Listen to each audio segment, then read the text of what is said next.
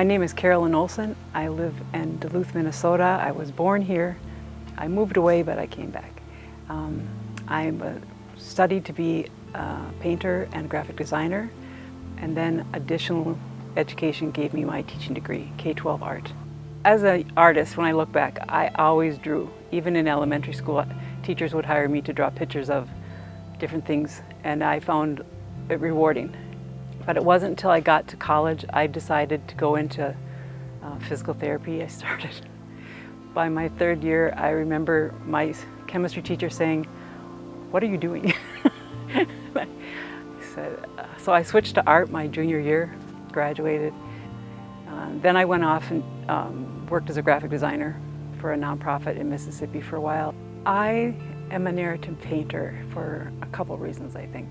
When I moved to Mississippi, I was in a minority. I was one of the only white people around, and I had never been in a minority. So it was a new experience for me. And I was trying to figure out who I was. I didn't know if I was going to live there forever. I didn't know if I was going to leave. I knew I was working there, and I needed to understand how I would fit into this community. So I would draw things I saw. What I found was I'm drawing a mother at the bus stop, just like the mother at the bus stop up in Duluth, but this one's in Mississippi. Mothers are the same everywhere.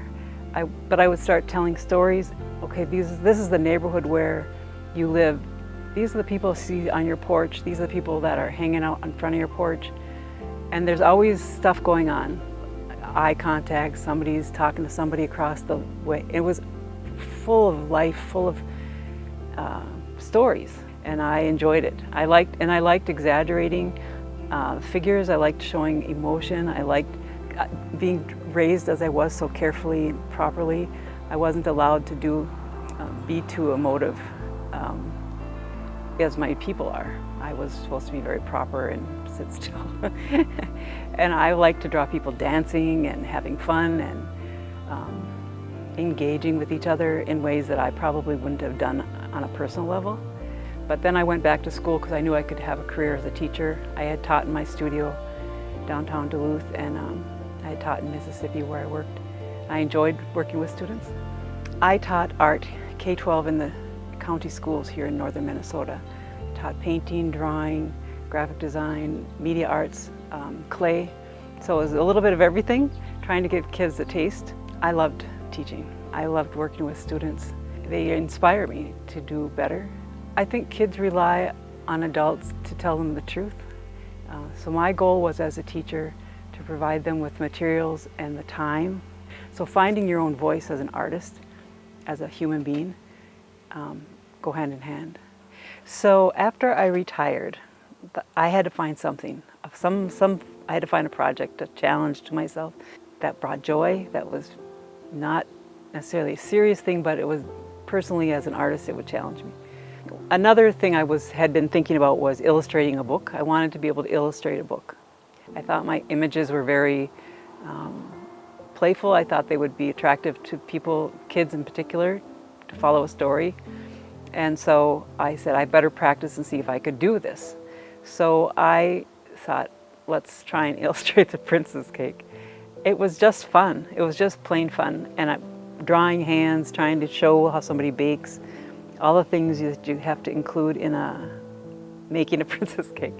So growing up as a Swedish American, my father was a type 1 diabetic, very healthy, rode his bike 6 miles a day, but very seldom do we have sweets in the house. We had really good green beans, we had homemade bread, we had very good basic food, no sauces, not very many cake. We had a cake on our birthday.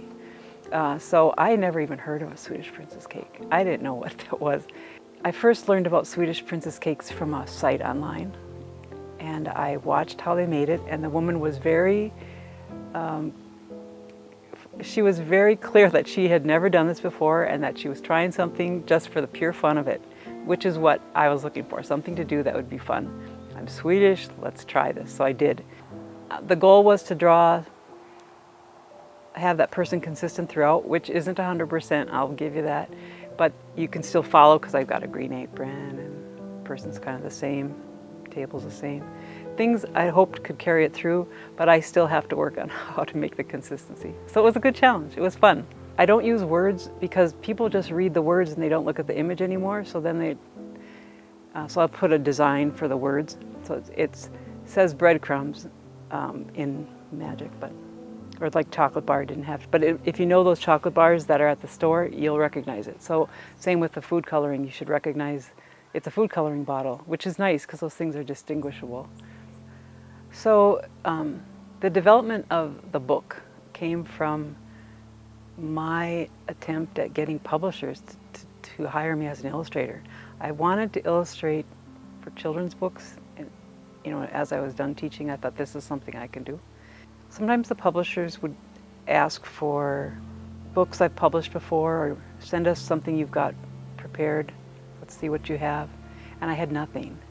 I had my illustrations done, and when I'd send them to publishers, they would accept them, but then sometimes they wanted to see what a book would have looked like. So I took the illustrations and I designed a book that they could go in to see what it would look like.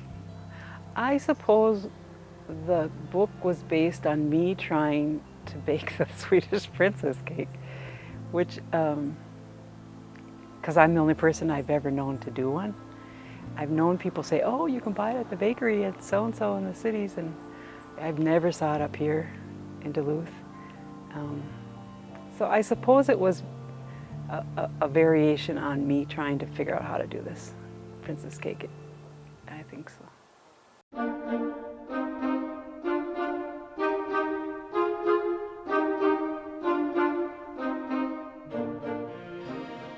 Knowing that it's the 10th year anniversary at the Nordic Center, I'm happy to have my paintings there. This painting of the Swedish princess cake is a joyful, kind of a fun way to celebrate. It's of a cake. We're talking about a 10-year anniversary. All of these things are celebratory and also meant to bring people together in a good way.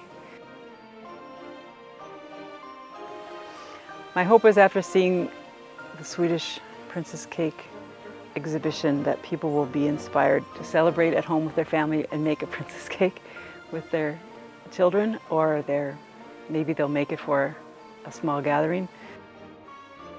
Whether it's a princess cake or not, it's worth a try to challenge yourself, do something for yourself or your family that you enjoy. So it's kind of a gift. My hope is that my artwork brings people together a little.